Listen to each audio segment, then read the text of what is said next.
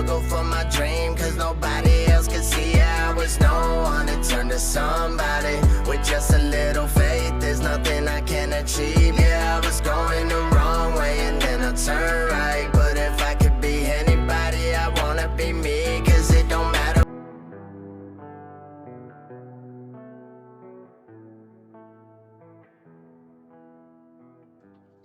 My name's Taylor Paddleford and I recover loud. Hi, and welcome to another episode of Recover Loud. I'm Mike Paddleford, and I recover loud. I want to welcome and introduce to you guys my wife, my friend, and partner in everything I do, Lorie Paddleford. Hi everyone, I'm Lorie and I recover loud. This episode is a special one for us this week, and we hope that you can all take something from our guest, Taylor. Our daughter has agreed to share her experience growing up in a home where we were doing our best, suffering from substance use disorder. We have also agreed to answer some of Taylor's questions. We have not pre-screened her list of questions, but are excited to continue the discussion that can contribute to the journey of healing for all of us. Taylor has always supported us in our recovery, and we do want to just prepare you viewers for some tough conversations today. In active addiction, there are a lot of ugly truths. I didn't choose the path of destruction that addiction took me on, or the collateral damage that affected the lives of everyone around us. Taylor is the youngest of our 3 children and was living with us up until the point where we decided to seek help. Today, she is one of our largest sources of support, strength, and hope in our recovery. Hi, Taylor, and welcome to Recover Loud.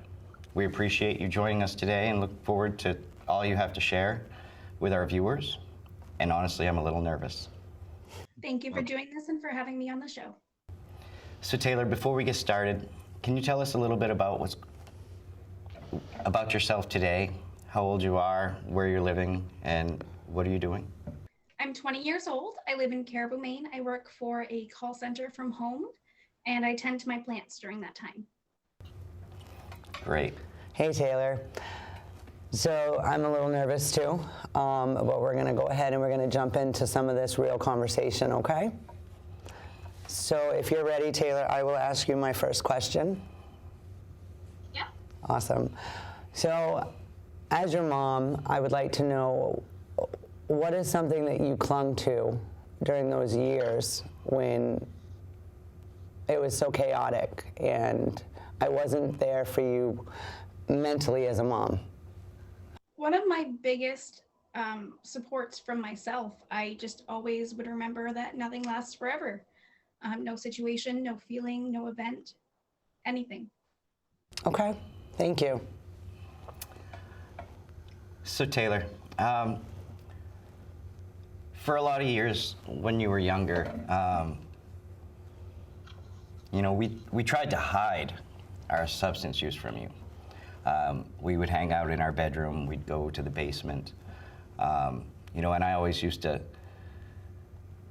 dread the day that you all realized that it didn't take 10 of our friends and 3 hours to help us do the laundry in the basement.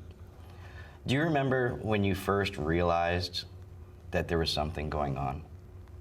There was a day that I had found some paraphernalia hidden under the couch at the View Street house.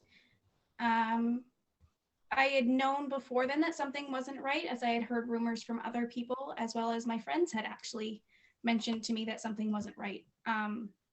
So yeah, there was definitely a little bit of knowledge, but definitely not a lot.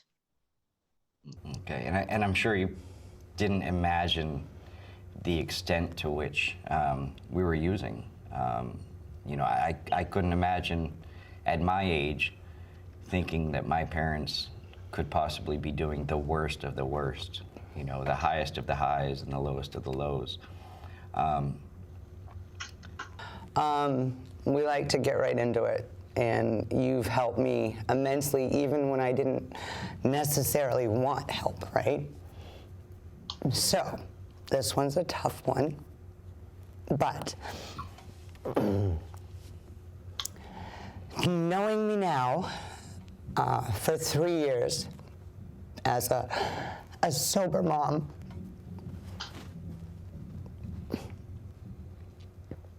what was it that was you were able to turn from that dislike of who I was for 12 years to finally be able to call me mom and mean it?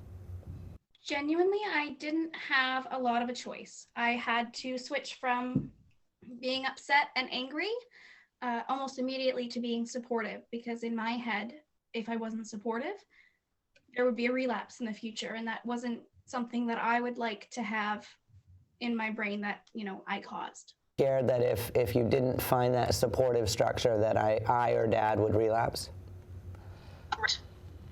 Did that hinder your progress of healing to a point, or did it force you to heal faster, kind of the way that we forced you to grow up? I wouldn't say that it forced me to heal faster. It definitely prevented it, in my opinion, because I wasn't able to heal. In that time, I had to just be supportive. I wasn't able to take the time for myself and really heal from the traumas that I've been through. Taylor, I remember you had come down over the summer and we took a ride to Old Orchard Beach. And my recovery started at that beach. And I remember I wanted you to have such a good time with us that day and understand the importance of that location for me. But you weren't enjoying it. You were having a tough day. And I remember we asked, what's going on? And your reply was simply that, you felt you were forced into supporting us as soon as you found out what was going on. And I think your exact quote was, "I didn't have a chance to be upset with you." And I believe we took some time that day and gave you permission at that point to be upset, but to please accept that we aren't those people anymore. And what we do today, honestly, is because of you and because of the healing that we hope you can find. You mentioned that you were afraid of us relapsing without your support. And honestly, the idea of losing your support helped keep us clean. Taylor, what would you tell yourself if you could go backwards to that 10-year-old child, to that 14-year-old child, to that 17-year-old child, knowing your parents in recovery at that point? What could you go back and give for comforting words? I know you said, nothing lasts forever, everything will change, but what is it you needed that you wish you would have had that you could provide for yourself? That is a very good question. Fortunately, at those times, I really did have support from so many different people, whether they realized it or not. Especially in high school, my teacher specifically, I had her for the last 3 years of my high school, my time in high school. And if it wasn't for her, I don't know if I would have made it through high school. I did end up dropping out, but I still graduated with a diploma. Yeah. So Taylor, I'd like to talk about some of the memories you have as a child, and were there good things? Do you remember do you have many good memories of your childhood, or has everything been tainted today by the knowledge of what was going on during those times? That's also a good question. Genuinely, I don't have an incredible recollection of my childhood, as there was a lot of trauma. And unfortunately, because of that, I don't have a lot of the good memories either. There is a few good memories, but most of them, family vacations were paid for by drug money. And so a lot of our fun times have been tainted because of what paid for it to get there. Yeah, and that's completely understandable. And that's important for me today when we build new memories with you. that they are genuine and they're real. And, that's a lot of my recovery, changing the narrative around our relationship. And, what we do today, I hope, will last your lifetime, and you can hold these memories. So we've asked you plenty of questions, and your turn. Fire away. All right, let's start with an easier question. What caused you to get clean? And this question is for both of you. Okay. For me, there was multiple events that happened. The most significant one at 2018, in October of 2018, there was an event in my home. The police were involved. Michael was removed. We'd been together for a long time, so it was very difficult for me to know how to wake up and deal with day-to-day without your dad. So we broke the protection from abuse, which is not suggested, and Michael came across the town of Caribou in the middle of the cold, found me in the woods, and he told me I looked like I was gonna die. It also was an event with you that we agreed we wouldn't go through, but it was a very bad day. And then both of my boys trying to do an intervention, and I left them sitting on my couch to go sell substances. All of these events turned into a swirling mess, and I don't know. You walked back in that door, and I remember seeing you, and I was ready because your dad was getting clean, and I didn't have to hide it anymore. I didn't want to do this stuff. I needed help. So I walked into my emergency room, and I don't remember actually doing the walking, but I remember sitting down, and she said, "What are you here for today?" And I said, "I want to get clean from heroin and meth." And the wonderful people at Cary Medical opened their doors, opened their hearts. They gave me resources. They didn't leave me alone. That's what got me to rehab. Mike? Thank you. And Dad, what had caused you to get clean? What helped me make the decision that day to go into detox and then to seek further treatment, knowing that a detox and a 5-day detox and then going right back to the life I had, I knew that wasn't going to work for me. But what led me to detox that day was, a conversation with you.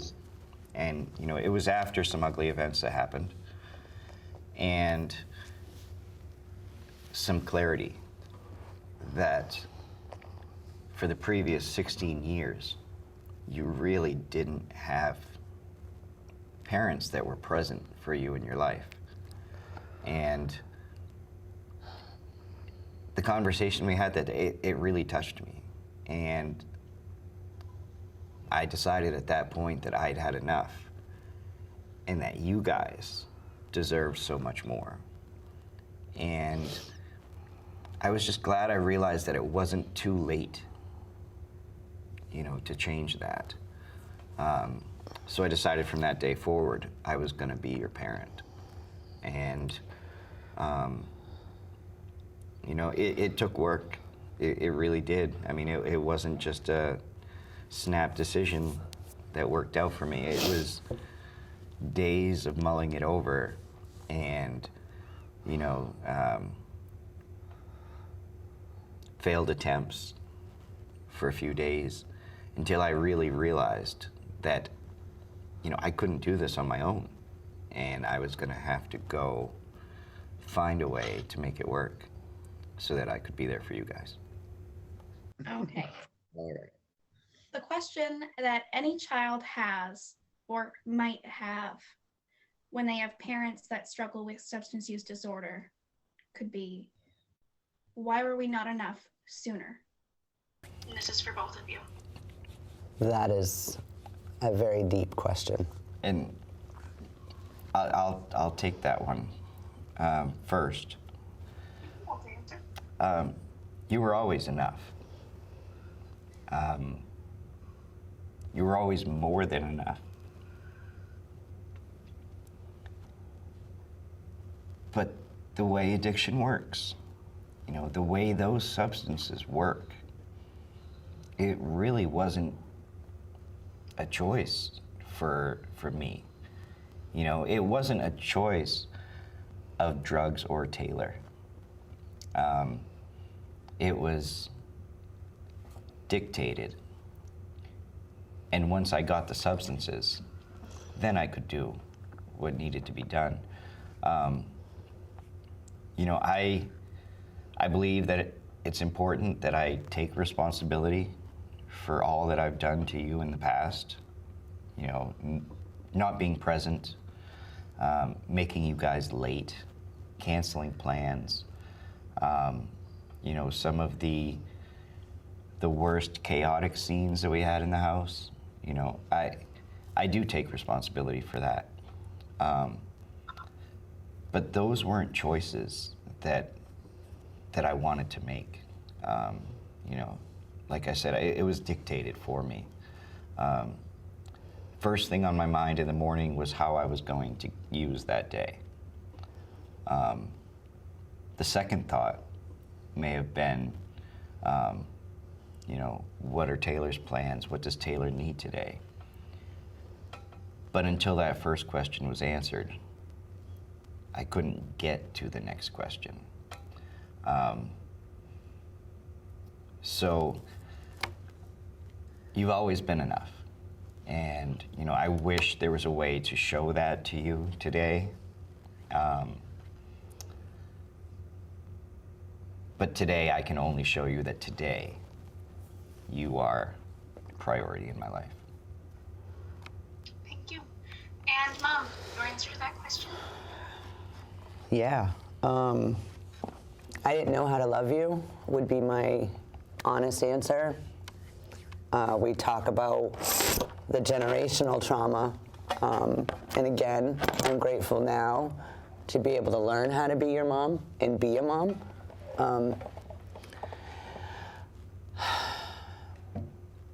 I had to choose comfort, peace, and stability, and I was always choosing chaos because it's all I ever knew.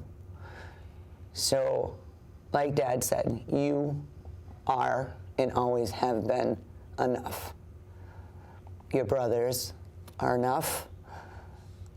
I was not able to stop.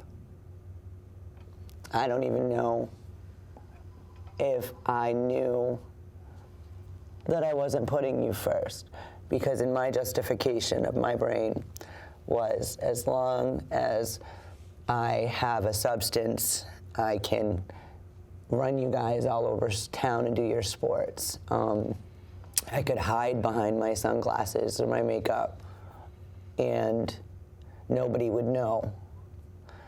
The day that I realized I was choosing substances over you was when I spent time digging through your room to take your hard-earned money and go buy drugs. And for that, I am so sorry. And I know that that would not be something that I would do as me today, but it does show the depths of substance use disorder and that it can make a mom immediately forget the most important thing in her world is her children. So I love you, and I'm sorry that I made you feel like you were not enough, because you've always been enough. What would be one thing that you could have or would have told your children during your active addiction had you known what you do now?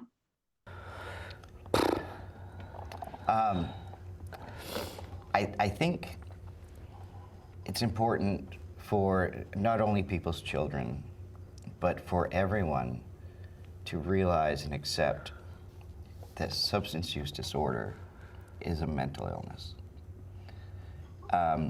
We don't choose to get to the point that your mother and I were at. You know, in the beginning, we may have chosen to use a substance, but then that choice was taken from us. And I mean, it took me a while. In order for me to forgive myself and anyone else, I had to accept that this is a disease. You know, I can't control, you know, what's happening around me, because, you know, my sick mind was in the driver's seat. It wasn't until I was able to, you know, clear my mind to really think and accept those things. So I think an understanding of the disease of addiction, starting at an early age, would help a lot of people from this point on, because we're good people that are doing things against our own will. You know, I didn't choose or want to choose to take your birthday money or to deny you Christmas gifts because I spent all of our money. You know, I wouldn't have wanted to choose canceling plans with you because I couldn't find something to take the edge off. You know, it's a disease, and you know, we all have to accept that. We all have to learn that, and then we have to work to a solution. But just writing people off as, you know, drug addicted, worthless individuals, that helps no one. And understanding that, you know, medical intervention is really what's needed. To run to their safe place and tell them everything.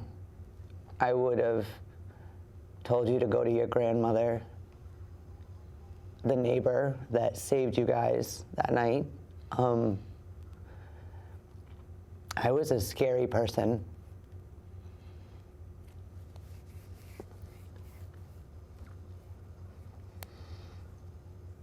I would have told you to tell someone for yourselves, and then to get help for yourselves. And that was a hard thing to come to, because there should have been more help for you, Tay. And the nature of addiction, you know, it is hard to ask for help. You know, we think we're in control. We think we can handle it. We think we can get ourselves out of this. And that's not the case generally. Asking for help is something that I had to learn to do. And without asking for help, I never would have gotten to where I'm at today. So asking for help is a very important piece of advice. Yeah. If you could use this platform of the Recover Loud show to speak to a child, a person suffering with substance use disorder, a family member affected by somebody using substances, being that you are all of those, what would be the one message you would tell someone to get through today? I would tell them to please remember that it doesn't last forever and that they should tell someone. You know, I can recall a time where I was already living on my own. It was after you guys had headed out to get clean. And I was getting a ride from my boss to work because I was working a town over, and I was just rambling on about, my story and how I have had parents that were addicts for my entire life. And she looked at me kind of funny and she said, you're really brave to just be telling people that. And I can remember thinking, like, I don't understand why she's saying that. I thought that I had to, that's the only way that I can get through it. Excuse me. That's the only way that I'm going to be able to get through it. So why not? Why not recover loud, right? Right. So Taylor, when we left for detox and rehab, how old were you? I was 16. Okay. So as a 16-year-old, all of a sudden, your parents weren't there anymore. Thankfully, you didn't lose us, as many other children have. What was it like for you? How did you survive as a 16-year-old without parents? Fortunately, I didn't do it on my own. My boyfriend has been my biggest supporter, and I don't know where I would be without him. When I was kicked out of my home, I ended up living with my boyfriend's family for a little while. They helped us out a lot. They ended up helping us find our own apartment, which was one of the best things that could have happened to us because we needed that. And a little while into living in that apartment, I ended up getting emancipated at the age of 17. It took a while. It was scary. And, I got to my court date on the date of my emancipation, and my parents weren't there to try and fight it. So that was a little bit heartbreaking, although I had already known you weren't going to be there, but it was what I was expecting, but it wasn't what I had wanted. Yeah. I want to thank everybody for watching. Join us next week for Recover Loud. The show airs Thursday nights on PMC, Channel 5 in Portland, on Thursday nights at 7:30. Recover Loud, everyone. Have a good night. Like snort.